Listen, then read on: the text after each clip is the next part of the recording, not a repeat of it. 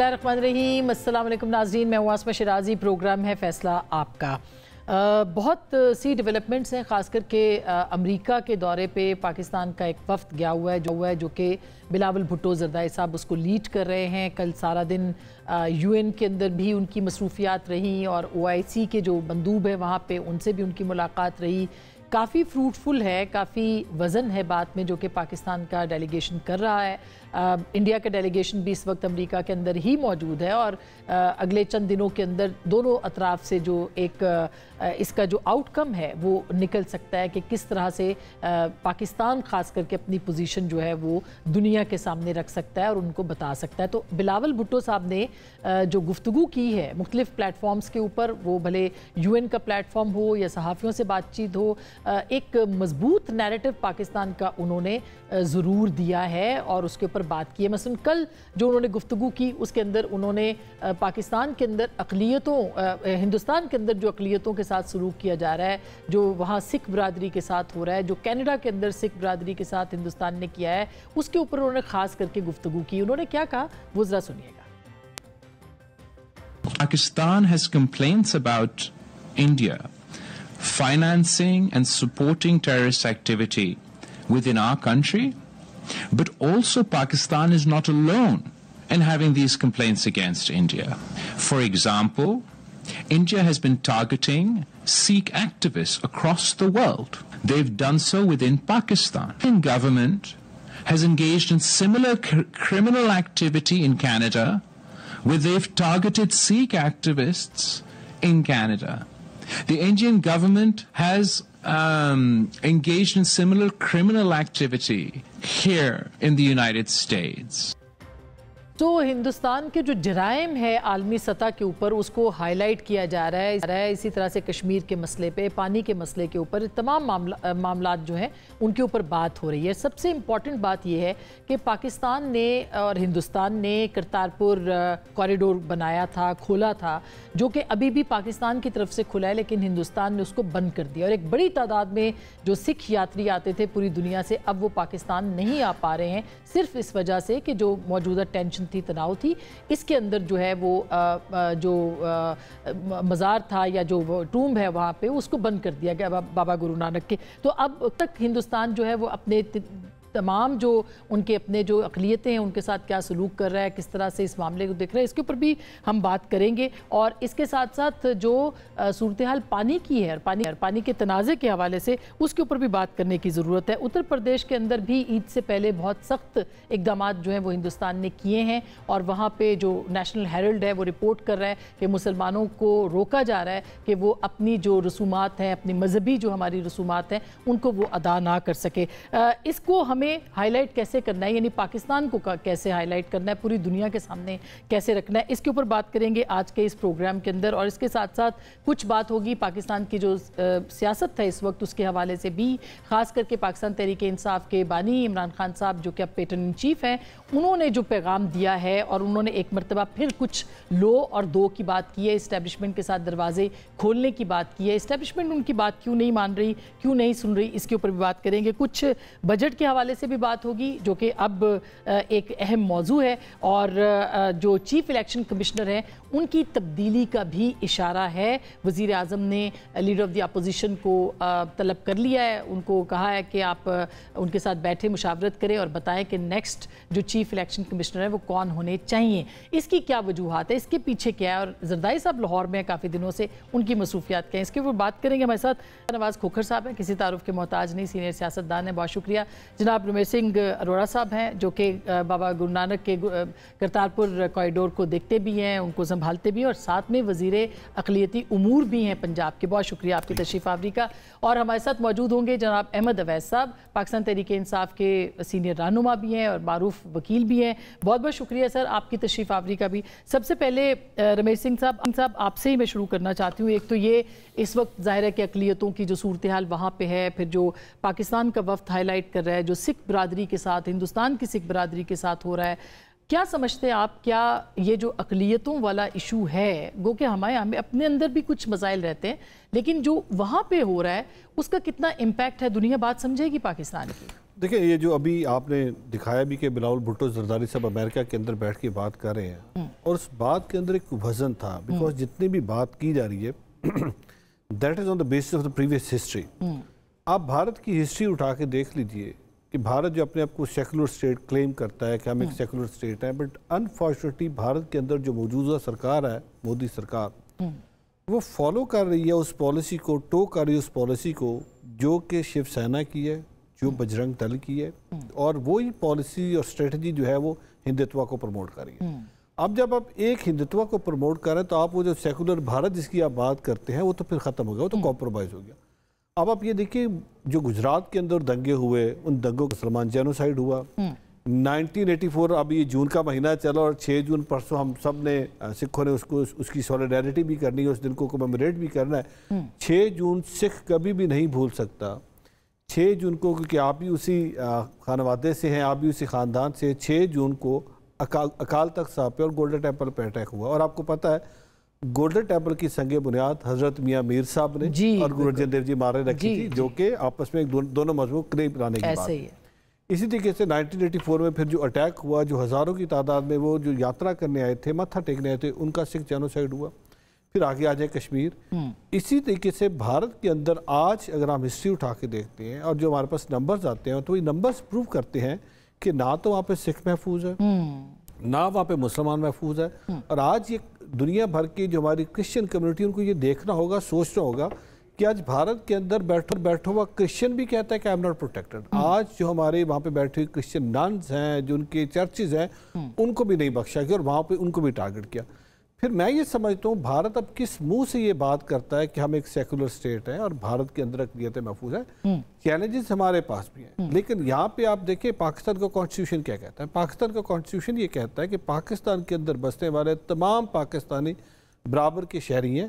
اور پھر جب حالیہ کشیدگی ہوئی بٹوین انڈیا اینڈ پاکستان، تو اس میں جہاں پہ دونوں ممالک نے، پہلے بھارت نے کیا، پھر ریسیپروکل بیسس پہ پاکستان نے کیا، لیکن پاکستان نے کیا کہا؟ پاکستان نے کہا کہ ہم ریلیجیس فریڈم پہ بلیو رکھتے ہیں، اور ہمیں یہ اندازہ ہے اور احساس ہے کہ سکھوں کا مکہ اور مدینہ پاکستان کے اندر ہے، تو ہم کسی بھی سکھ کا ویزا کینسل نہیں کریں گے، وہ جب چاہیں پاکستان تشریف لائیں، اور پاکستان ان کے لیے ہمیشہ اپنے دروازے کھلے رکھے گا. لیکن وائس ورسا بھارت نے اپنے ہی شہریوں کو پاکستان آنے سے روک دیا. کرتارپور کوریڈور بند ہو گیا ادھر سے. سب سے پہلا پروگرام آپ نے کیا تھا، بھلے وہ اپنے اس پہ ورچوئل کیا تھا، آپ وہاں پہ نہیں آ سکی. جب کوریڈور کھولا تو اپنے پہلا پروگرام میں نے وہاں سے کچھ زوم کے آپ نے مجھے دیا تھا، کتنے لوگ خوش تھے. لیکن آج وہ کوریڈور بند ہے. آج پاکستان کی طرف سے دروازہ کھلا ہے. ہم ہمیشہ روزانہ انتظار کرتے کہ ہمارے سکھ یاتری آئیں گے، لیکن بھارت جس کی بسنے والوں نے، بھارتی شہریوں نے دعائیں مانگی، ارداسیں کی، بارڈر پہ کھڑے ہو کے، اور پاکستان نے دل بڑا کیا، کوریڈور کھولا، لیکن آج بھارت نے اس کوریڈور کو بند کر کے جو ریلیجیس فریڈم کی بات کرتے اس کو کمپرومائز کیا. تو میں یہ سمجھتا ہوں آج دنیا کو یہ سوچنا ہوگا کہ اگر بھارت اس وقت اس طرح کے اقدام اٹھا رہے ہیں. آپ کو لگتا ہے بلاول صحیح بات کر رہے ہیں؟ بالکل ٹھیک بات کی بلاول صاحب نے. بلاول صاحب نے خاص کر جو انہوں نے ہائی لائٹ کیا کینیڈا کا، یو ایس کا، اور پھر بہت سارے ایگزامپلز یورپ کے اندر ہے. یہ میں آپ یا پاکستانی میڈیا نہیں کہہ رہا، یہ تو کینیڈین پرائم منسٹر نے پارلیمنٹ کے اندر کھڑے ہو کے کہا کہ جو کینیڈین شہری کو مارا گیا اس کے پیچھے ہاتھ بھارت کا. جی بالکل بالکل. ایون امریکہ کے اندر جو، یو ایس کے اندر جو ہوا اس کے اوپر بھارت کا نام آ رہا ہے. یورپ کے اندر بہت سارے ایونٹس ہوئے جن کا میں خود مجھے اندازہ ہے کیونکہ میں ایسی کمیونٹی کے ساتھ رابطے میں. اور تو اور پاکستان کے اندر آج بھی ثبوت کے طور پہ کلبھوشن آج بھی ہمارے پاس موجود ہے. کلبھوشن نے یہاں پہ آ کے مانا ہے کہ پاکستان کے اندر جو دہشت گردی کروا رہا ہے وہ بھارت کروا رہا ہے. آج ہی دنیا کو دیکھنا ہوگا. بہت ساری چیزیں ظاہر ہے کہ احمد عویس صاحب آپ کیا کہیں گے؟ ظاہر ہے کہ اس وقت جو مائنورٹیز ہیں، ہم اپنے مائنورٹیز کی بھی اکثر بات کرتے ہیں اور ہمیں کرنی چاہیے، لیکن فی الوقت جو ہندوستان کے اندر ہے، آپ یعنی پی ٹی آئی کا پوائنٹ آف ویو کیا ہے؟ آپ سمجھتے ہیں کہ اس وقت جو بلاول صاحب یا جو وفد بات کر رہا ہے وہ درست بات کر رہا ہے، یا ان کو کچھ اور بات بھی کرنی چاہیے اس کے ساتھ ملا کے؟ وہ کیا ہو سکتا ہے سر؟ بسم اللہ الرحمن الرحیم. دیکھیں میرے خیال میں جو وہاں پہ وفد بات کر رہا ہے انہوں نے رائٹلی وہ بنیاد کو پوائنٹ آؤٹ کیا ہے اور ٹیررزم جو ہے, جو ہمارے پہ ایک فالس اور بالکل جھوٹا ایک ایلیگیشن لگایا گیا تھا اور جو ثابت بھی ہو گیا, دنیا میں کسی ایک ملک نے بھی اس کو ایکسیپٹ نہیں کیا, اور اس کی بھارت کی جو یہ انہوں نے اسرشن بنائی تھی ایک اعلامیہ, اس کو کسی نے بھی نہیں سراہا. اس کے مقابلے میں جو آج بلاول بھٹو نے وہاں پہ بات کی وہ it was based on evidence. دیکھیں نا کینیڈا میں جو کچھ ہوا, کینیڈا کے پرائم منسٹر نے پارلیمنٹ کے اندر کھڑے ہو کے یہ بات کی اور بڑا لے دے ہوا, بہت شور مچا اس بات کے اوپر, جیسے وہاں پہ انہوں نے ایکٹ آف ٹیررزم کیا انہوں نے وہاں پر کینیڈا کے اندر, امریکہ کے اندر کیا. ہمارے یہاں پہ یہ جو اب تو جو انہوں نے بمبارٹمنٹ کر کے جو بچوں کو اور خواتین کے اوپر اور نہتے بیچارے جو لوگ معصوم لوگوں کی جانیں لی ہیں, وہ اس کے علاوہ اس سے پہلے انہوں نے را کی ایجنسیز کے تفصص سے یہاں سے انہوں نے اندر کچھ لوگ بھیجے اور انہوں نے جہاں کہ یہاں پہ باقاعدہ جو ہے پن پوائنٹ کر کے کچھ لوگوں کو مرڈر کیا یہاں پر, اور یہ ساری کی تمام جو ہے یہ اٹ از آن ریکارڈ. تو بھارت کا یہ ایٹیچیوڈ جو ہے, یہ جو جس قسم کا وہ ہندوتا کی بات کرتے ہیں, یہ ایکسٹریمزم جو ہے اس پاکستان میں, دیکھیے پاکستان آئیڈیالوجیکل ملک ہے, لیکن قانون کی بالادستی کا نظام, قانون کے سامنے اس کے کٹہرے میں سب برابر ہیں, ایکویلٹی بیفور لا, یہ بنیاد ہے پاکستان کے آئین کی. اور یہ قائد اعظم کی جو 11 اگست کی تقریر, جولائی کی تقریر, اس کو بھی سامنے رکھ لیجئے. اور اس کے بعد پریکٹیکلی آپ پاکستان میں ابھی بات یہ کر رہے تھے, کہیں پہ آپ دیکھیں اقلیتیں جو ہیں کسی سے کبھی کسی کا بدسلوکی ہوئی ہو یا سوشل گیدرنگ کے اندر کسی نے محسوس کیا ہو کہ جناب یہ دوسرا مذہب ہے یا فلاں مذہب ہے, کبھی آج تک ایسا نہیں ہوا. میں خود انڈیا گیا, وہاں پہ اس وقت as president of the high court bar, اور وہاں پر اس وقت دلی ہائی کورٹ بار کے جو صدر تھے وہ امرجیت سنگھ چنڈیوک تھے, اور ان سے میری ایسی اچھی دوستی ہوئی اور اتنے کمال کے انسان تھے کہ اس کے بعد وہ یہاں پہ پاکستان میں 12 آئے اور میرے بچوں کی شادیوں میں آئے, ہم ان کے بچوں کی شادیوں میں گئے وہاں پر. تو یہ ایٹیچیوڈ جو ہے یہ مجھے اتنا خوبصورت لگا, اتنا اچھا لگا. یہ ایک ظاہر ہے کہ ایک ہوتا ہے, اور خاص کر کے پنجاب کے ساتھ جو تعلق رہا ہے ہمیشہ سے, اور اس کی وجہ میاں میر صاحب کا اپنے حوالہ دیا, اور بالکل یہ سب ایک تاریخی حوالے ہیں. نہیں نہ صرف سنیے, دو آپ کو بتاؤں. ایک تو میاں میر نے تو سنگ بنیاد رکھا. گرنتھ صاحب جو ہے ماشاءاللہ, جو ان کی کتاب مقدس کتاب ہے, گرنتھ صاحب کے اندر ایک بڑی پرسنٹیج 30 سے 40% جو ہے اس کے اندر ان کی جو بابا فرید کی کافیاں ہیں اس کے اندر, آپ کو پتا ہے. بالکل ایسا ہی ہے, it is part of Granth صاحب, ایسا ہی ہے. اچھا میں تھوڑا سا اس بات کو آگے بڑھاؤں. اتنا کیونکہ بالکل احمد ویسا. مصطفیٰ ابھی جو بات ہو رہی تھی, یہ جو سب کا ساتھ سب کا وکاس کا نعرہ بھی لگایا ہے ہندوستان کے اندر لگایا ہے, جس میں کہ یہ ظاہر ہے عید قربان ہے, اس سے پہلے بہت ساری چیزیں ہونی ہیں اور ہوتی بھی رہی ہیں. ابھی جو کل ہم بات کر رہے تھے, جو مودی سرکار, یعنی ہمارے ہاں بھی مسائل ہیں, ایسا نہیں ہے کہ اقلیتوں کے ساتھ, لیکن وہ سٹیٹ ان کو پیٹرنائز نہیں کرتی ہے سچ, سوائے چند. یہاں تو پوری ریاست جو ہے وہ لگی ہوئی ہے اس معاملے کے اوپر. تو بلاول صاحب نے کچھ اور بھی کہا ہے, وہ میں آپ کو سنوا دیتی ہوں اس وقت. سنوائیے گا ذرا بلاول صاحب نے جو مودی صاحب کے بارے میں کہا ہے, پورے انڈیا کے اندر جو ہے صرف اسی کے اوپر ڈسکشن ہو رہی ہے, ذرا سنوائیے گا. Sort of the Timu version of Netanyahu. So a poor copy. Mr. Modi started off as being perceived as the butcher of Gujarat. He went on to become the butcher of Kashmir, and he aspires to be the butcher of the Indus Valley civilization with his assault on the Indus Water Treaty. This mere threat to cut off the water supply for 200 million people is a violation of the UN Charter. Acting on this threat would be seen as an act of war by Pakistan. Ask any country that if their lifeline was being cut off, if their water supply was being cut off, how would they react? وزن ہے اس بات میں جو کہ کیا جا رہی ہے, ظاہر پانی کی بھی بات ہے, باقی بھی مذہبی اقلیتوں کے حوالے سے بھی, لیکن پانی کے حوالے سے آپ کو لگتا ہے کہ بلاول صاحب صحیح مقدمہ لڑ رہے ہیں؟ پانی کا مقدمہ ہم سب کو لڑنا پڑے گا. اس میں ہمیں اپنی آپس کی تفریقیں بھی ختم کرنی پڑے گی. اس معاملے میں ہماری کوئی تفریق ہے بھی نہیں, کیونکہ جو فیکٹس اینڈ فگرز ہیں، اگر یہ منصوبہ جس طریقے سے بھارت کی سرکار کوشش کر رہی ہے امپلیمنٹ کرنے کی، اگر اس طرح امپلیمنٹ ہو جاتا ہے تو اس کی کاسٹ کیا ہوگی؟ اس کی کاسٹ یہ ہوگی کہ آپ کے انڈس واٹر میں، آپ کے دریائے سندھ میں، جس کے ڈاؤن سٹریم کروڑوں نفوس رہتے ہیں اور اس کے پانی کے اوپر ڈیپینڈ کرتے ہیں، زراعت کے لیے اس کا پانی استعمال کرتے ہیں، کہ ان کی زندگیاں تو تباہ و برباد ہو جائیں گی۔ آج کلائمیٹ چینج کا جو پاکستان کے اوپر ایفیکٹ ہے، ابھی ریسنٹلی پچھلے ہفتے ہی ایک نئی سٹڈی آئی، ایک جرمن آرگنائزیشن نے کی، اور ان کے مطابق دنیا میں اس وقت کلائمیٹ چینج کے حوالے سے سب سے زیادہ افیکٹ ہونے والا ملک پاکستان ہے۔ تو ایک طرف آپ کو یہ چیلنج ہے کہ آپ کے پاس ویسے ہی پانی کے ذرائع کم ہو رہے ہیں، انڈس واٹر اس میں گلیشیئرز کی جو میلٹنگ ہے وہ تیز ہو رہی ہے، اور پھر اگر یہ کٹ لگتا ہے تو اس کا تو مطلب یہ ہوا کہ کروڑوں لوگ جو Multan onward, south Punjab onward نیچے رہتے ہیں کراچی تک، جو دریائے سندھ کے ساتھ ساتھ آباد ہیں، ان کی زندگیاں تو برباد ہو جائیں گی۔ تو ہمیں یہ ہمارے سروائیول کا مسئلہ ہے۔ اس کے لیے اب آبویسلی ہمیں، اگر ہم انٹرنیشنل قوانین کی طرف دیکھیں تو دنیا میں بہت سے ایسی ایشوز پہلے بھی کھڑے ہوئے ہیں جہاں پر لوور ریپیرین جو ممالک تھے، مثال کے طور پر دریائے نیل، درجنوں ممالک ہیں جو دریائے نیل کے ڈاؤن سٹریم آتے ہیں اور پانی کے جھگڑے وہاں پر بھی چلتے رہے۔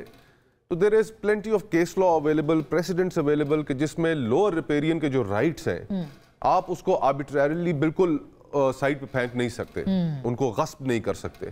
اور پھر ساتھ ہی ساتھ ہمارے درمیان ایک انڈس واٹر ٹریٹی بھی ہو چکی ہے، جی بالکل، اور اس ٹریٹی کے اندر بھی ایک میکنزم پرووائڈڈ ہے ڈسپیوٹ ریزولوشن کا۔ اور پھر جو لا آف ٹریٹیز ہے، دیکھیں اب اس وقت جو مودی سرکار تو بہت زیادہ چیزیں وہ زخمی ہیں، شکست خوردہ ہیں، ان کے پاس کوئی جواب ان سے بن نہیں پا رہا کہ جو ریفائلز گر گئے اور جو سبکی ہوئی کہ اس کا وہ جواب کس طرح دیں۔ تو اس صورتحال میں انہوں نے جو تازہ یہ معاملہ کھڑا کیا ہے، یہ خدا نخواستہ، دیکھیں میرے تو خیال میں آپ کے پاس اس وقت دو ڈیٹا سیٹس موجود ہیں، ایک پہلا پلوامہ کا اور دوسرا پہلگام کا۔ پلوامہ میں اور پہلگام کے بعد کی جو کانفلکٹ تھا، دونوں میں فرق ہے۔ دوسرا کانفلکٹ آپ کا انٹینس کانفلکٹ تھا پہلے کے مقابلے میں، خدا نہ کرے جب تیسرا ہوگا وہ اور بھی انٹینس ہوگا، اور اس کا بھی وہ پاکستان کے اوپر نزلہ گراتے ہیں ہمیشہ۔ نزلہ شزلہ کیا گرنا ہے، لیکن دیکھیں وار، وہ کہتے ہیں کہ اٹس این انپریڈکٹیبل بیسٹ۔ اس کے اندر پھر آپ یہ نہیں سوچ سکتے کہ جی کہ ہم ایک سویٹ سپاٹ تلاش کر لیں گے اور اس سویٹ سپاٹ کو ہم نارملائز کر لیں گے کہ جس سے پہلے ہم ریپ اپ کر کے before anybody heads for the red button، وہ تو یہ جنگیں انپریڈکٹیبل ہوتی ہیں۔ تو آپ کو لگتا ہے ہم صحیح ڈائریکشن میں جا رہے ہیں؟ مطلب بینگ اے پولیٹیشین اور سینٹ میں بھی رہے ہیں، باقی تو آپ کو دیکھیں ہمیں بہت زیادہ شکر الحمدللہ ایڈوانٹیجز حاصل ہوئے ہیں، اس میں بھارت کی بہت غلطیاں رہیں۔ ابھی لیٹلی ایک اور معاملہ بھی ہوا کہ جس طرح ابھی G7 کی میٹنگ ہونے جا رہی ہے کینیڈا میں، اس میں ڈس انوائٹ کیا گیا، نہیں بلایا گیا، اس سے پہلے شریک رہے وہ G7 میں۔ اور یہ فیکٹ بھی ذہن میں رکھنا چاہیے کہ نیکسٹ ایئر انڈیا جاپان کی جو اکانومی ہے اس کو اوورٹیک کر کے چوتھی بڑی اکانومی بنے گا دنیا کی، لیکن اس کے باوجود G7 میں انہوں نے نہیں بلایا۔ اس وجہ سے نہیں بلایا کہ وہاں پر اب انڈیا کے بین الاقوامی پرسیپشن کا ایک بہت بڑا ایشو ہو گیا ہے۔ میں کل ایک کلپ دیکھ رہا تھا، اس کے اندر امریکی حکومت کے قریب سمجھے جانے والے ایک صاحب کہہ رہے تھے کہ جب یوکرین اور روس کا معاملہ ہوا تو بھارت تو روس سے تیل خرید رہا تھا، آپ روس سے اسلحہ خریدتے ہیں اور پھر توقع یہ کرتے ہیں کہ آپ کی ان تمام چیزوں کو نظر انداز کر کے آپ کی حمایت میں ہم سینہ پھلا کر سامنے آ جائیں، ایسا نہیں ہوگا۔ It's all about trade, it's all about interest۔ دیکھیں نا انٹرسٹ بین الاقوامی سیاست میں، فورن پالیسی میں تو انٹرسٹ ہوتے ہیں، الائنسز ان انٹرسٹ کی بنیاد پہ ہوتے ہیں۔ اب یورپ اسی چیز کے اوپر خفا بیٹھا ہے کہ ہمارے اوپر جب ہمارا سپٹمبر 11 ہوا، یورپین کانٹیننٹ کے اوپر second invasion, second world war کے بعد ایک جنگ چھڑ گئی، بھارت اس میں بھی ہمارے ساتھ کھڑا نہیں ہوا، اس نے ایک الگ لائن لے لی۔ تو اس کو ایشوز ہیں اور ان کو اجاگر ہم نے ٹھیک اجاگر کیا، بلاول صاحب نے، انہوں نے بالکل ٹھیک ذکر کیا جو اسیسینیشن سپری پہ انڈیا گیا۔ کینیڈا کے اندر تو اسیسینیشنز کر لی, یو ایس کے اندر کوشش کی, برطانیہ کے اندر کوشش کی, اور وہ جو اپنا ایک تشخص بنا رہے تھے, یعنی کہ ابھی وہ کوا چلا, پاکستان کے اندر بھی انہوں نے بہاولپور کے اندر کی, انہوں نے ملکے میں کی, بہرحال کی انہوں نے. تو وہ اپنا ایک جو تشخص ہے مودی صاحب کا, وہ بین الاقوامی دنیا میں اچھا تشخص نہیں ہے. وہ اپنے آپ کو بھارت کی پبلک کے سامنے تو ایک ماچو لیڈر بنا کر اپنے آپ کو پیش کرتے ہیں, لیکن اس کے کانسیکوینسز اب آ گئے. ہاں, تو اب وہ بھگتنا بھی پڑ رہا ہے. اب بھگتنا بھی پڑ رہا ہے. اچھا, میں ایک چھوٹی سی بریک لینا چاہتی ہوں. بریک کے بعد ہم پھر کچھ پاکستان کے جو کچھ ہوا ہے اس میں ہم نے فائدہ اٹھا لیا, اب آگے کیسے کرنا ہے اس کے اوپر بھی بات کریں گے. اور جو پولیٹیکل ہمارے ہاں اس وقت, کیا پاکستان تحریک انصاف جو ہے وہ تحریک لانچ کرنا چاہتی ہے, وہ کامیاب ہوگی کہ نہیں ہوگی؟ کیا پی ایم ایل این یہ سمجھتی ہے کہ وہ بہت مضبوط ہے, اس کے قدم جم چکے ہیں حکومت کے اندر, اور وہ رہے گی ان کی حکومت؟ اس کے اوپر بھی بات کریں گے. ایک چھوٹی سی بریک, واپس آئیں گے, ہمارے ساتھ رہے گا.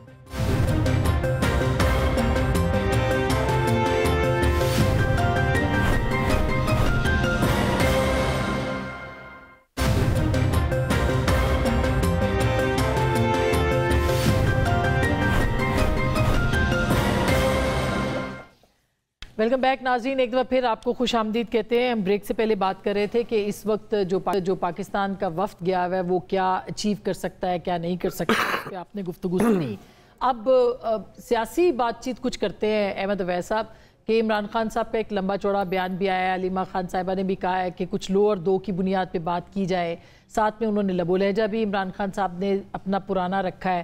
تو آپ کیا سمجھتے ہیں کہ کیا دیا جا سکتا ہے, کیا لیا جا سکتا ہے, اور کیوں اسٹیبلشمنٹ کے ساتھ بات کرنے کے لیے بضد ہے پاکستان تحریک انصاف؟ دیکھیے, احمد اویس آپ نے سوال بہت اچھا کیا. جی میں بول رہا ہوں. جی, میں نے کہا بہت اچھا سوال آپ نے کیا. پہلی بات تو یہ ہے کہ میں سمجھتا ہوں کہ آئیڈیل اپرچونٹی آئی تھی جب یہ جنگ شروع ہوئی, اور یہ 2 دن 3 دن کی ایک دم سے جو شارٹ ایئر بیٹل ہوئی, اس کے بعد پوری قوم جو ہے ایک دم سے آپ نے دیکھا کہ 4 نیشنلٹیز جو ہیں وہ ایک قوم میں بدل گئیں.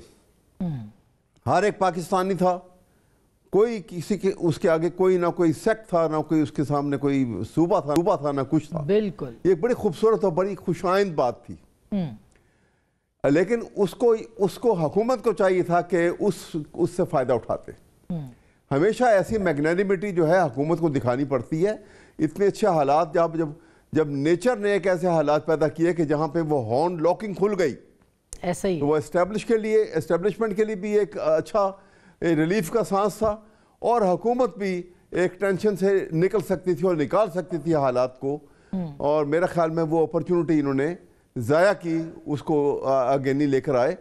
لیکن ابھی جو آپ جو ذکر کر رہی ہیں, ابھی بھی وقت ہے کہ یہ بات جو ہے, اس سے پہلے کہ معاملات اور خراب ہو جائیں, ان کو چاہیے کہ اکراس دی ٹیبل بیٹھیں اور کھلے دل سے بیٹھیں. دیکھیں, جب گفت و شنید کے لیے ایک اس کا بنیادی اصول ہے کہ آپ کھلے دل کے ساتھ بیٹھیں, بالکل دل کے صفائی کے ساتھ بیٹھیں, اور سنیں اگلے کی بات, اور اس کو کنونس کریں, اور اس کی بات سے آپ کنونس ہوں. یہ کچھ لو اور کچھ دو کا یہ اصول ہے اصل میں اکراس دی ٹیبل بیٹھنے کا, کہ آپ بات چیت کے ساتھ مسئلہ کو جب حل کریں گے تو ظاہر ہے کچھ بات سنیں گے, نہیں تو آپ اس کو کہہ سکتے ہیں کچھ بات مانیں گے.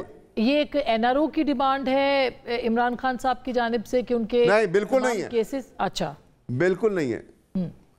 بالکل اس میں قطعاً جو ہے یہ ذرا برابر بھی یہ سوچنا یا یہ پروپوگیٹ کرنا اس بات کا جو حکومت کی طرف سے کیا جا رہا ہے کچھ دنوں سے, قطعاً اس میں این آر او کی کوئی بات نہیں ہے. اچھا, اس وجہ سے نہیں ہے کہ این آر او کے ذرا بھی ذہن میں ہوتی تو عمران خان 2 سال سے جیل میں کیوں ہوتے؟ یہ تو کسی وقت بھی نکل کے آ جاتے. ہمارے سامنے بڑی اچھی مثال جو ہے وہ موجود تھی نواز شریف کی, کہ جو ہی ان کو گرفتار کیا 4 دن نہیں گزرے تھے تو انہوں نے باقاعدہ تحریری طور پہ لکھ کے دیا اور کہا 10 سال کے لیے میں اپنے آپ کو سیاست سے بھی علیحدہ کر لوں گا, ملک چھوڑ کے باہر چلا جاؤں گا, اور چلے گئے. تو وہ کام کرنے ہوتے اچھا اب یہ رمیش سنگھ صاحب یہ جو بات بالکل احمد اویس صاحب کر رہے ہیں کہ اپرچونٹی ان کے پاس موجود تھی وہ کر سکتے تھے لیکن انہوں نے نہیں کیا. ایک بات عمران خان صاحب یعنی یہ بات آپ سے اور کرنا جی سر جی ایک بات اور جی میں ایک بات اور یہ کہنا چاہ رہا تھا کہ یہ ایک جہاں پہ حکومت کے لیے یہاں ملٹری اسٹیبلشمنٹ کے لیے بھی اس سے بہتر کوئی اور اپرچونٹی نہیں تھی کہ سیاست میں ملوث ہونے سے جو ان کے اوپر ایک سٹگما لگا تھا حالات نے اس جنگ نے ان کو دوبارہ سے ایک ہیرو کی شکل دے دی. بہت اچھا ہوا, قوم نے بہت اچھی نظر سے ان کو دیکھا. یہاں پہ وہ ہارن لاکنگ کھلی ہوئی ادھر بھی نظر آئی اور اس لیے ان کو بھی چاہیے کہ چاہے کھل کے نہیں صحیح کسی بھی طریقے سے ہر کوئی جانتا ہے کہ انہی کی بات جو ہے انہوں نے ماننی ہے. یہ خالق ہیں اور وہ مخلوق ہے, یہ ہر کوئی جانتا ہے. بڑے اچھے طریقے سے معاملے کو الجھائیں نہ رکھیں, اس کو کھولنے کی ختم کریں اور ختم کرنے کی کوشش کریں اور انشاءاللہ معاملات ختم ہو سکتی ہے. رمیش سنگھ صاحب دوسری بات یہ کہ حکومت کو کیا ہم سمجھے کہ کوئی ضرورت نہیں ہے. عمران خان صاحب کہہ رہے ہیں کہ وہ برج بن سکتے ہیں کیونکہ بہت پاپولر ہیں مقتدرہ کے اور ان کے بیچ میں عوام کے بیچ میں, تو اس لیے وہ برج بن سکتے ہیں. تو حکومت کو لگتا ہے کوئی ضرورت نہیں ہے کہ عمران خان صاحب کے ساتھ بات چیت کی جائے. دیکھیں بات یہ ہے کہ آپ پاس کو نہیں بھلا سکتے.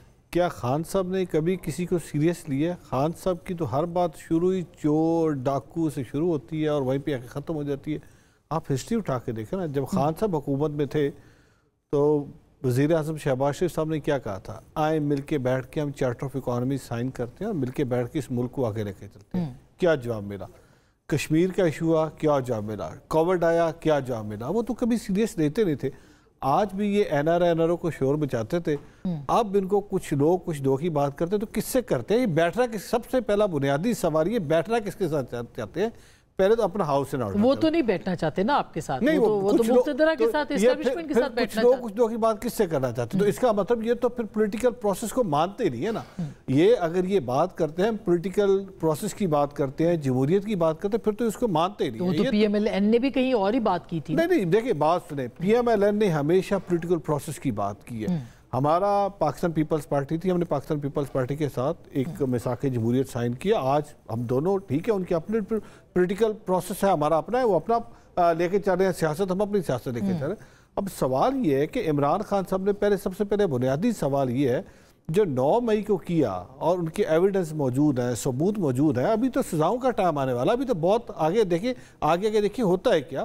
اب جب ان کو سزائیں ملنے جا رہی ہیں تو اب ان کو یاد آ رہا ہے کچھ رو کچھ دو. اب جب آپ نے اس ملک کی اکانومی کی اینٹ سے اینٹ بجائی, جب آپ کو بار بار کہا گیا کہ آئیں مل کے بیٹھ کے دیکھیں, جب ان کی حکومت آئی تھی آپ نے ایک بات کی تھی کہ پاکستان مسلم لیگ نون کی حکومت اب مضبوط ہو گئی ہے, تو آپ کے پاس کیا گیج کیا اس کو کرنے کی؟ آپ کے پاس ایک ہی گیج ہے, کیا آپ کی عوام میں مقبولیت ہے؟ تو آپ ہسٹری اٹھا کے دیکھیں, جب پاکستان تحریک انصاف کی حکومت آئی, جتنے بائی الیکشنز آئے, ان کی حکومت, ان کے سارے آروز, سن لیجئے میری بات, کون جیتا؟ پاکستان مسلم لیگ نون. اب کل کا جو پرسوں کا الیکشن ہے سیالکوٹ والا, وہ کون جیت رہا ہے؟ ہماری جماعت پھر جیت رہی. کیوں؟ کیونکہ اس وقت لوگوں کو وہاں تو کہتے ہیں ہمدردی کا ووٹ پڑا ہے ہنا ارشد صاحبہ کو. اب جب سانو پوے تھا ہمدردی کا ووٹ, جو انہوں نے پوے تھا کوئی اور ووٹ, تو سب کے لیے یارڈ سے, تو کیا آپ کو کارکردگی کا ووٹ پڑا ہے؟ ہماری کارکردگی کا ووٹ ہے. اس وقت پنجاب کے اندر جو محترمہ مریم نواز شریف صاحبہ نے پچھلے آج وہ جتنے ناقدین تھے, مائنڈا کی جگہ, چاہے وہ میڈیا سے تھے, چاہے ہمارے پولیٹیکل رائیول تھے, آج وہ یہ بات ماننے پہ مجبور. آپ بڑے آپ کالم بھی لکھ رہے ہیں, بڑے وی لاگز کر رہے ہیں, بڑے پروگرام کر رہے ہیں, یہ کہتے ہوئے کہ ہمیں یہ اعتماد نہیں تھا, ہمیں یہ یقین نہیں تھا. آپ کا تعلق زراعت سے ہے, پنجاب میں زراعت ہے, کدھر زراعت کھڑی ہے سر؟ گندم کی آپ دیکھیں نا کہ زرعی اجناس میں کتنی کمی ہوئی ہے, لوگوں نے, کسان بیچارہ رو رہا ہے, اس کے بارے میں پھر آپ کیا؟ کسان رو رہا تھا تو جس حلقے میں الیکشن ہوا 88% رورل ایریا تھا, جس الیکشن جہاں پہ سیالکوٹ کے اندر الیکشن ہوا 88% رورل ایریا تھا. اور آپ دیکھیں ہم اس کو مکس کر دیتے ہیں. اب جو گندم کی بات کرتے ہیں, آپ اٹھا کے دیکھیں, کیا لوگ بڑا شور شرابہ ڈال رہے تھے جی پچھلے سال سے کم لگے گا. آج بھی جو ہمارا ٹارگٹ تھا 16 کروڑ کا, وہ اچیو ہوا ہے کہ ہمارے اس وقت جتنی ایکڑ زمین پہ ہم نے کاشت کرنی تھی ایگریکلچر گندم, اس پہ ہوئی ہے. آپ پچھلے 10 سال کی ایوریج اٹھا کے دیکھیں, لوگ اس کو کمپیئر کریں پچھلے ماہ کے ساتھ. اسی سے ہوتا ہے جس طریقے سے ان شہزادوں کی حکومت تھی، جس طریقے کے انہوں نے 2 نمبریاں کی تھی، جس طریقے کا انہوں نے گندم کے اندر، چینی کے اندر، دوائیوں کے اندر جو یہ کچھ کر سکتے تھے، جس طریقے سے اس ملک کا بیڑا غرق کیا تھا پچھلے سال کی نسبت آپ کہہ سکتے ہیں، بٹ اوورآل اگر آپ 10 سال کی ہسٹری اٹھا کے دیکھتے ہیں تو ابھی بھی وہی گندم جو پچھلے 10 سال کیا ووٹ جو ہے وہ ایک دیہاتی علاقہ تھا، رورل ایریا ہے سمبڑیال کا، وہ کارکردگی کی بنیاد پہ پڑا ہے؟ آپ تو بڑا کلوزلی دیکھتے ہیں، اور کیا عمران خان صاحب تحریک اب چلا پائیں گے؟ 2 سوال ہیں آپ سے بہت امپورٹنٹ۔ آپ کا جو پہلا سوال ہے سمبڑیال الیکشن کے حوالے سے، اس کے بارے میں میرا خیال اور میرا جواب یہی ہے کہ الیکٹورل پروسیس تو اب پاکستان میں آپ بند ہی کر دیں۔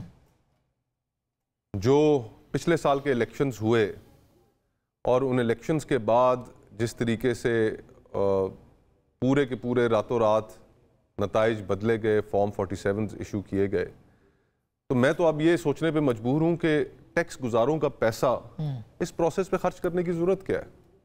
جب آپ نے دفتروں کے اندر بیٹھ کے فارم 47 ایشو کرنے ہیں تو پھر یہ ٹیکس گزاروں کا پیسہ اس اتنی بڑی پروسیس پہ ضائع کیوں کریں؟ سمبڑیال میں بھی یہی ہوا ہے ابھی۔ لیکن میرے نزدیک تو الیکشن پورے کی کریڈیبلٹی ختم ہو چکی ہے۔ ای سی پی کی الیکشن کرانے والے ادارے کی کوئی کریڈیبلٹی نہیں ہے۔ ٹھیک ہے الائڈ انڈسٹریز کے لیے آپ کہیں ڈسٹریبیوشن آف ویلتھ کے اس حساب سے کہ چلو ٹینٹ والوں کا کاروبار چل جائے گا، کرسیوں والوں کا چل جائے گا، لاؤڈ سپیکر والوں کا چل جائے گا، پینافلیکس والوں کا چل جائے گا، تو ان کے کاروبار چلانے کے لیے تو ٹھیک ہے۔ اس پروسیس کے اوپر تو کسی کو اعتماد نہیں رہا۔ اب سب سے بڑا ہمارے سامنے جو چیلنج ہے وہ تو یہی ہے کہ الیکشن کے پروسیس کی کریڈیبلٹی کو کیسے بحال کرنا ہے، جو کہ پچھلے سال کے الیکشنز کے بعد فنا ہو چکی ہے۔ اور آگے آنے والے جو جب بھی الیکشنز ہونے ہیں اس کے بارے میں ابھی بھی ان کے ایلائز جو ان کے ساتھ بیٹھے ہیں حکومت میں، پاکستان پیپلز پارٹی کے آپ بیانات نکال کے دیکھ لیں، گورنر پنجاب آن ریکارڈ نہیں ہے کہ پوری پنڈی ڈویژن کو فارم 47 ایشو کیے گئے۔ ان کا تعلق بھی یہیں سے پنڈی ڈویژن سے، اٹک سے۔ ان کے اپنے ایلائز یہ کہہ رہے ہیں، ان کے اپنے ایلائز ندیم افضل چند کی آپ پریس کانفرنس اٹھا کر دیکھ لیں کہ انہوں نے ان الیکشنز کے بارے میں کیا کہا۔ پی ٹی آئی کو تو چھوڑ دیں، ایک سائڈ پہ رکھیں، آپ ایلائز کی گفتگو سنیں۔ تو یہ ایک بڑا اچھا، اس کے جواب آپ ذرا دیجئے، پھر میں دوسرے اس پہ آنا ہے، تحریک چل پائے گی کہ نہیں چل پائے گی؟ لیکن یہ تو میں نے کیا آپ کے اتحادی ہے، اتحادی ہے، ہر ایک اپنا پوائنٹ آف ویو ہے، لیکن اب ہم بات کرتے ہیں کہ اس کا حل کیا ہے۔ اس کا حل کس کے پاس ہے؟ اس کا حل پولیٹیکل جماعتوں کے پاس ہے۔ اور جس طرح آپ کو یاد ہوگا میں اپنے ہر پروگرام میں ایک بات کرتا تھا کہ آپ اپنی لڑائی چھوڑیں، you have to become first, you have to become one nation. آپ جب تک پاکستان کی بات نہیں کریں گے، مجھے بہت اچھا لگا آج احمد اویس صاحب بھی کہتے تھے کہ یہ جو 4-5 دن تھے جب انڈین ایگریشن بہت زیادہ تھے، ہم ایک قوم بنے۔ جی انہوں نے کہا، آج بھی آپ سب کو مل کے بیٹھ کے، ہمارا بھی بڑا اعتراض تھا، ہم نے بھی جب 2018 کے الیکشن ہم بھی بڑے چیخے چلائے، ہماری بات بھی نہیں سنی۔ یہ تو نہیں ہے نا آپ کی باری میٹھا میٹھا ہاپ اب کوڑا کوڑا تھو تو بھئی اگر آپ چاہتے ہیں، آپ سنسیئر ہیں اور آپ یہ چاہتے ہیں کہ یہاں جمہوریت پرورش پائے، جمہوریت کو فروغ ملے، اور یہاں پہ سنسیئر لوگ جو واقعی جو ووٹ لے کے آئے، تو پھر آئیں مل کے بیٹھ کے اس کا حل کسی اوپر سے تو کسی نے نہیں کرنا، آئیں بیٹھ کے۔ ٹھیک ہے، وہ ہم دیکھیں، آپ کہتے ہیں، مگر آپ کے بارے میں وہ کہتے ہیں کہ آپ کے ہاتھ میں کچھ ہے ہی نہیں، اختیاری نہیں ہے پولیٹیکل لیڈرشپ کے پاس، تو وہ کیا بات کریں گے؟ یہ تو پھر دیکھیں، یہ تو پھر اب اپنی ہر ایک کی اپنی سوچ ہے۔ 2018 میں کیا تھا، آج ہمیں تو ہم پھر ظاہر سی بات ہے یہ چلتا رہے گا۔ اگر ہم واقعی سنسیئر ہیں اور ہم چاہتے ہیں کہ اس ملک کے اندر جمہوریت پروان چڑھائے، پھر سب کو مل کے بیٹھ کے انہوں نے کہا خان صاحب نہ کرتے نا 2018 میں، خان صاحب کو کسی نے ہاتھ باندھے تھے، یا خان صاحب کو کسی نے کہا تھا کان پکڑ کے مروڑا تھا، یہ کس نے کیا؟ یہ 2023 کے بارے میں بھی، 24 کے بارے میں بھی، 2023 کو چھوڑے، آپ 2014 میں جو دھرنا لے کے آئے تھے خان صاحب، کس نے کیا؟ یہ تو پروو ہو گیا نا۔ یہ تو مگر اب کیا حکومت کو کوئی چیلنج نہیں ہے؟ آپ تو پریوی ہیں بہت صحیح چیزوں کے، آپ کے گھر پہ میٹنگز ہوتی رہی ہیں مولانا کی بھی اور پی ٹی آئی کی بھی، کیا آپ کو لگتا ہے اب تو عمران خان صاحب جو ہے بلوچستان سے مارنگ بلوچ صاحبہ کو انہوں نے دعوت دی ہے کہ وہ ان کے ساتھ چلیں، کیا آپ کو لگتا ہے کہ کوئی تحریک پاکستان تحریک انصاف اتنی مقبولیت کے باوجود جو کہ وہ کلیم کرتے ہیں چلا سکتی ہے؟ میرے خیال میں جس بنیادی نقطے پہ ہم سب کو کلیئرٹی چاہیے، تمام سیاسی جماعتیں یہ جانتے ہوئے بھی کہ اصل حقیقت کیا ہے اور کس طرح اس کو درست کرنا ہے، اس طرف نہیں آ رہی۔ اس کے اندر حکومتی جماعتیں بھی شامل ہیں اور اس میں اپوزیشن کی جماعتیں بھی شامل ہیں۔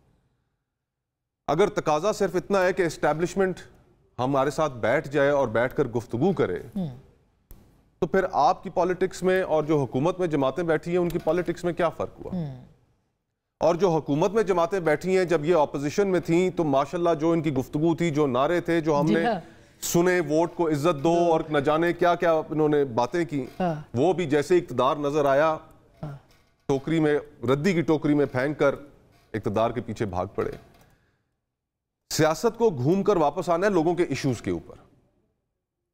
کہ آپ نے ابھی تھوڑی دیر پہلے زراعت کی بات کی, 5 بڑی فصلیں ہیں پاکستان کی اور 5 کی 5 چاول ہو جائے, آپ کا گنا ہو جائے, کپاس ہو جائے, گندم ہو جائے, مکئی ہو جائے, سب اس وقت برباد ہے. 13.5% ریڈکشن ہے. کسانوں کی آواز کون ہے؟ پورے کے پورے آپ کے اس بجٹ میں سب سے بڑی جو کنٹریبیوشن ہے وہ تنخواہ دار طبقے کی ہے. تاجروں سے زیادہ انہوں نے دیا, تاجروں سے زیادہ 30 لاکھ ٹیکس دیا انہوں نے. ان سیلریڈ طبقے کی, تنخواہ دار طبقے کی آواز کون ہے؟ بالکل. آپ کی لارج سکیل مینوفیکچرنگ جو ہے وہ ڈکلائن میں جا چکی ہے ٹیکسیشن کی وجہ سے, مہنگی بجلی کی وجہ سے. آپ کے اس طبقے کا ترجمان کون ہے؟ اور یہ دونوں طرف ہے, یعنی اپوزیشن بھی بات نہیں کر رہی اس کے اوپر جس کو کرنا چاہیے اس پلیٹ فارم کے اوپر. تو سیاست ایشوز کے اوپر تبھی واپس آئے گی کہ جب ہماری مقتدرہ اس پروسیس سے باہر نکلے گی اور سیاستدانوں کے ہاتھ میں وکٹم کارڈ پکڑانا بند کرے گی. بالکل. میاں نواز شریف صاحب کے ہاتھ میں وکٹم کارڈ پکڑایا, وہ باہر نکلے سیاست ایشو سے ہٹ کر. نہیں بالکل, اب جیسے احمد اویس صاحب بالکل جیسے مصطفیٰ کہہ رہے ہیں کہ دیکھیں عوام کی آواز جو ہے وہ تو اپوزیشن نے بننا ہے. اپوزیشن لیڈر کہہ رہے ہیں کہ مجھے پرائم منسٹر نے بلا لیا ہے کہ چیف الیکشن کمشنر کی تعیناتی کے لیے آپ آئیں, اس مشاورت کے لیے وہ تیار ہے. لیکن جب بڑے بڑے ایشو ہیں اس کے لیے اپوزیشن بات کرنے کو تیار نہیں ہے, وہ عوام کی آواز بننے کو تیار نہیں ہے. مجھے خود بتا دیں آپ نیشنل اسمبلی کے اندر کتنے عوامی ایشوز کے اوپر پی ٹی آئی نے جو ہے وہ آواز اٹھائی ہے؟ نہیں صاحب میری بات سنیے, میں آپ کو بتاؤں یہ ایسی بات نہیں ہے. جی اگر یہ بات ایسی ہوتی تو 2 جنوری بڑی کرٹیکل ڈیٹ آپ کو بتا رہا ہوں اور بالکل ایگزیکٹ بتا رہا ہوں. 2 جنوری کو اپوزیشن کا ڈیلیگیشن جو ہے وہ ٹیم جو بنائی تھی بغیر کسی تحریری مطالبات کے وہ وہاں پہ چلی گئی, جو اسپیکر صاحب نے جگہ فکس کی تھی پارلیمنٹ ہاؤس میں, اور ان کی ٹیم سے بیٹھ کے اچھے ماحول میں بیٹھ کے بات چیت ہوئی. یہ آن ریکارڈ ہے, کوئی میں اپنے پاس سے نہیں کہہ رہا.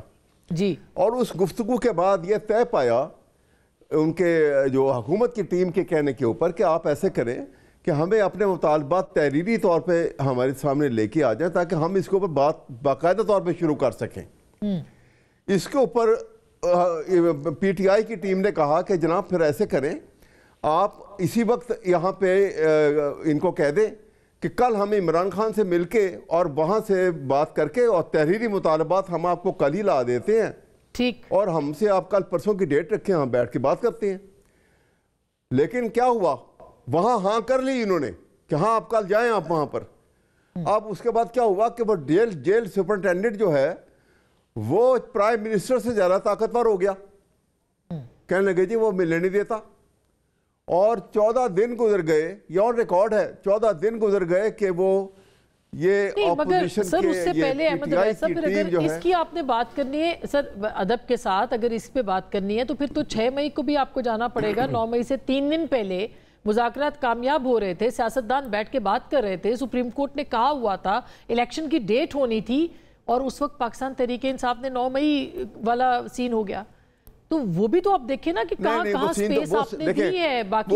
میری بات سنیے, نہیں ایسی بات نہیں ہے, نہیں میری سنیے, وہ آپ 9 مئی کی بات کرتے ہیں تو اس کے لیے آپ ٹائم رکھ کے ٹائم بات کرنے, تو پھر آپ کو 9 مئی کا پورا قصہ سنا دوں گا, پورا ڈرامہ بتا دوں گا کیسے ہوا تھا, اس کی بیک گراؤنڈ کیا تھی اور کیا حاصل کرنا تھا اور کیا حاصل ہوا, میں آپ کو بتاؤں گا.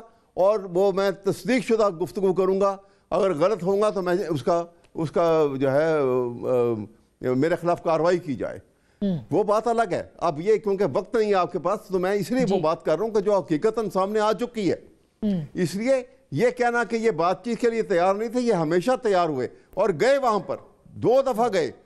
2 جنوری کی سیکنڈ میٹنگ تھی, پہلی میٹنگ نہیں تھی, یہ it was a second meeting. لیکن پھر اس کے بعد وہ ختم ہو گئی بات. تو اب تحریک کیسے چلائیں گے؟ خان صاحب کہہ رہے میں پیٹرننگ چیف ہوں, سر وہ کہہ رہے میں جیل میں ہوں, میں ہی چیف ہوں, میں ہی سب کچھ لیڈ کروں گا, وہ کیسے چلائیں گے تحریک جیل کے اندر؟ نہیں تحریک تو چلائیں گے نا جی, تحریک تو چلے گی, تحریک تو حالات اپنے آپ بن رہے ہیں. جی دیکھیے نا ملک کے اندر آپ دیکھیے अभी मैं आपके सामने एक बात कर रहा हूँ, हाँ, बजट आ रहा है ना अभी आपके सामने, हाँ, अभी किसी एक शख्स ने पिछले साल का बजट आपके सामने गुजर गया, अब नया बजट आ रहा है। मुझे ये बता दीजिए कि इमरान खान की हुकूमत जब गई थी तो 45% उस वक्त बिलो पॉवर्टी लाइन परसेंटेज थी, और जिस वक्त ये पीडीएम की हुकूमत आई जी, और उसकी हुकूमत जब 16 महीने के बाद गई तो बिलो पॉवर्टी लाइन जो है परसेंटेज जो है वो 55% पे चली गई थी, जो इस वक्त भी 55% से ऊपर है वो लाइन। अब मुझे ये बताइए, इसका मतलब है कि 12 करोड़ अवाम पाकिस्तान के बिलो पॉवर्टी लाइन जिंदगी गुजार रहे हैं। किसी एक बजट में वो 12 करोड़ लोग इंसान हैं, जानवर नहीं है, इंसानों की तरह सोचते हैं, उनके यही जज्बात हैं, उनके यही खून है शरियानों में। ना उनका बच्चा स्कूल जा सकता है, ना उनका कोई हॉस्पिटल और डिस्पेंसरी की फैसिलिटी है, ना पेट भर के खाना खा सकते हैं। बात कर रहे हैं बिल्कुल इसके ऊपर, नहीं मैं बता रहा हूँ, कौन करेगा, सुनता कौन है? देखे बजट आ रहा है, बात देखिए, कोई करे ना करे, हुकूमत की जिम्मेदारी है कि बजट में आप उन लोगों का भी ख्याल करें। एक लफ्ज किसने लिया? सही बात है, ये अरोड़ा साहब, ये तो बिल्कुल आप बताए ना रमेश साहब, ये जो बुनियादी चीजें हैं जी, कि अवाम तो फिर बजट के लिए, जो अहमद अवैस साहब बात कर रहे हैं, वो कह रहे हैं कि इमरान खान साहब जो है वो नजर रखे हुए हैं कि बजट के बाद सिचुएशन होगी जिसमें कि तहरीक चलाई जा सकती है। आई विश कि ये उस वक्त नज़र रखे होते जब ये मुल्क डिफॉल्ट कर रहा था, जब ये मुल्क दिवालिया कर था। आज इनको पीडीएम की कोई डिफॉल्ट नहीं कर रहा था मुल्क, आप देखिए आज पीडीएम देखिए अब बर्दाश्त भी कर रहा है, ये प्रॉब्लम है। अहमद अवैस साहब बड़े सीनियर है, अभी ये बर्दाश्त भी कर रहे हैं। जब ये मुल्क डिफॉल्ट कर रहा था, ये मैं नहीं कह रहा, ये तो इंटरनेशनल था ना, बहुत सारे इदारे आपको कह रहे थे ये मुल्क वाज नियर टू कोलैप्स। उस वक्त की हुकूमत ने आके, हमने सबसे पहले अपना जो पोलिटिकल प्लॉट था हमने उसको स्टेक पे लगाया, हमने अपनी सियासत स्टेक पे लगाई, और हमने वो 13 मई 18 में जितना भी टाइम था हमने बहुत सख्त फैसले लिए ताकि इस मुल्क को डिफॉल्ट होने से बचाए। आज उसी का समर है। महंगाई की बात करते हैं, यस जब हम आए थे महंगाई का इंडिकेटर देखे किधर पहुंचा हुआ था, आज महंगाई ग्रेजुअली नीचे आ रही है। बार बार हम ये बात करते हैं एग्रीकल्चर की और ज़राअत की और गंदम की। आज अब ये देखें, जब हम आए थे उस वक्त रोटी कितने की थी, गरीब आदमी को क्या चाहिए। आज गरीब आदमी जो कहता है मुझे 7,000 का मन आटा मिलता था, वही मुझे 3200-3300 रुपये में मन आटा मिल रहा है। मुझे जो रोटी 3,000 रुपये की 30 रुपये की मिलती थी, आज वो रोटी 12 रुपये 13 रुपये की मिल रही है। तो आप उन इंडिकेटर से क्यों बुला रहे हैं? हाँ, हम बार बार एक बात कर रहे हैं, पंजाब में 12-13 रुपए की मिल रही है ना जी। ये तो प्रूव किया ना, आज पंजाब के अंदर हालात बेहतर हो रहे हैं। ये मैं नहीं कह रहा, आप इंटरनेशनल रेटिंग एजेंसीज की आप इंडिकेटर उठा के देखें ना, आपको इस वक्त वो तो कहते हैं महंगाई की शरह में कमी हुई है, महंगाई में शक्कर भाई महंगाई की शरह में जो है उसको तो नजर नहीं आ रही। महंगाई की शरह में कमी क्यों हुई है? बिकॉज इस वक्त आपने लोगों की परचेसिंग पावर को बढ़ाया, इकोनॉमीज ऑफ स्केल को बढ़ाया। अच्छा। अब इस वक्त आपकी जितनी रेटिंग एजेंसीज हैं वो पाकिस्तान की क्यों कह रही है कि Pakistan is a fertile land, अब जाए जाके वहाँ क्यों बार बार इन्वेस्टर आ रहा है? अच्छा, अब ये टाइम बिल्कुल खत्म हो रहा है, तहरीक चल सकती है कि नहीं? आखिरी कुछ जुमले। कोई नहीं चल सकती। ये तो आपने कहा है ना। तहरीक चलने की कंडीशंस पूरी मुकम्मल हैं, आपको क्लैरिटी चाहिए, और वो क्लैरिटी मुझे अपोजिशन की जमातों में अभी नजर नहीं आ रही कि जब तक आप इस चीज को तय नहीं कर लेते कि आपके ऑब्जेक्टिव्स क्या हैं। अगर ऑब्जेक्टिव एस्टैब्लिशमेंट के साथ ही बैठना है तो फिर माजरत, this is not good politics, फिर यूं ही चलता रहे। फिर दायरों का सफर है, 76 सालों से जारी है, उस दायरों को सफर को तोड़ के मुल्क को आगे भी तो लेके जाना है। सियासत के अंदर भी अभी जितनी पॉलिटिकल पार्टीज है, जितनी वो क्या शेर है कि हम हुए तुम हुए कि मीर हुए। ये अहमद अवैस साहब ने अगला मिसरा पूरा करना है मगर टाइम खत्म हो गया। अहमद अवैस साहब असीर हुए, सब उसी जुल्फ के असीर हुए। लेकिन उसके लिए पाकिस्तान के सियासतदानों को ही रास्ता निकालना है, और अभी इब्तिदा करेंगे तो कोई ना कुछ रास्ता निकल आएगा। गुफ्तगू आपने सुनी, फैसला आपका।